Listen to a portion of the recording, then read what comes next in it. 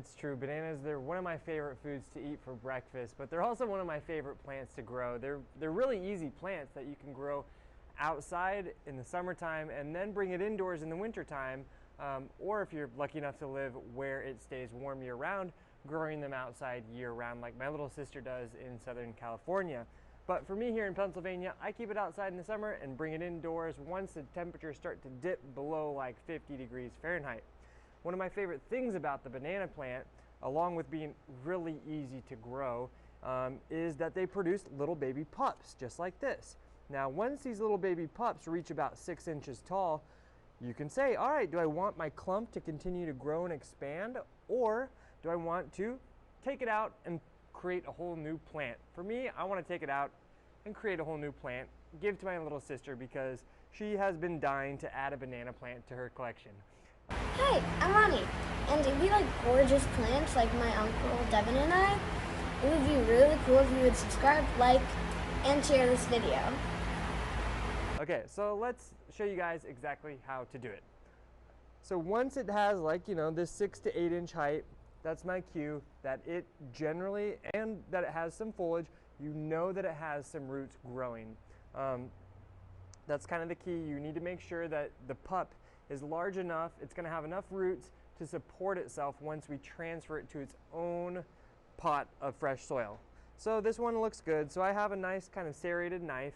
Honestly, I wish it was a little bit longer. Like a typical serrated bread knife is perfect. This looks like a serrated, I don't know, tofu knife, but we'll do it anyway, okay? So you take it, and I like to go just a few inches outside of the base of this of the trunk. So you don't want to do it, you don't want to cut right here, you want to give it some room to try to get as much of the root system as possible. So just take your knife and start digging. Now it's probably going to be a little bit tough because these guys, they grow really big root systems really quickly. So do it as well as you can. And if you cut some of the roots, it's okay because they are super fast growers. They don't mind kind of being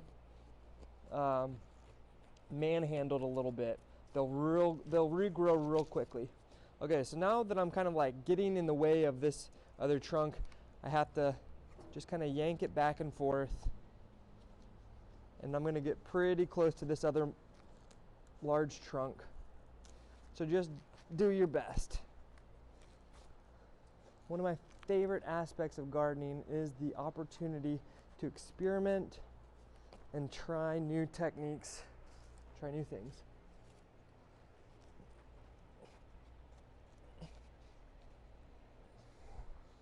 Okay, so I've made it all the way around. I'm just going to do it a little bit more. Now I'm kind of going at an angle so that I can cut the roots beneath it.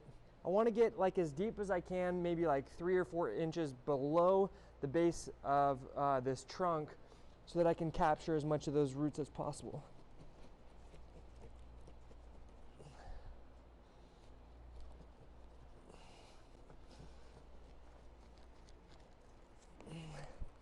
Okay.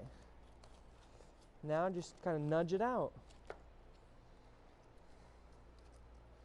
You can see it's got some roots growing. This is where it was connected to the mama, and that's perfectly a-okay. But this is a whole big mass of roots. That's exactly what we want when we're replanting it, okay? So now I have some fresh soil. Always start new plants in fresh soil. It's really, really important because the soil is generally where most of the nutrients are going to come from. So you have to use fresh soil that's full of nutrients in order to give your plants the head start that they need. So top it off with a little bit more soil. Pat it down just nicely.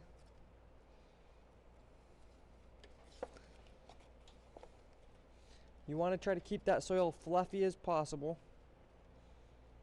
Okay?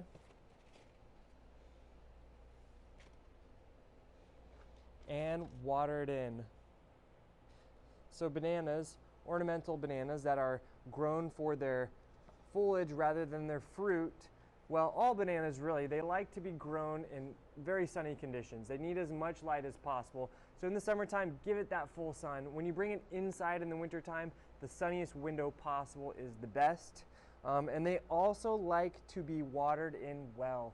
They don't want to experience long periods without water. They're constantly, they have, during those hot summer months, they have the ability to grow like an inch a week.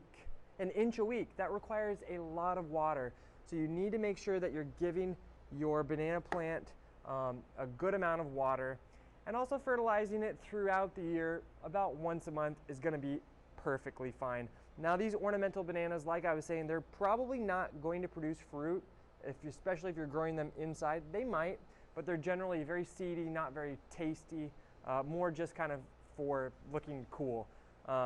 But if you do have the opportunity to get some of those bananas on your plant, you'll be pretty thrilled, because they're actually very, very, very cute little guys.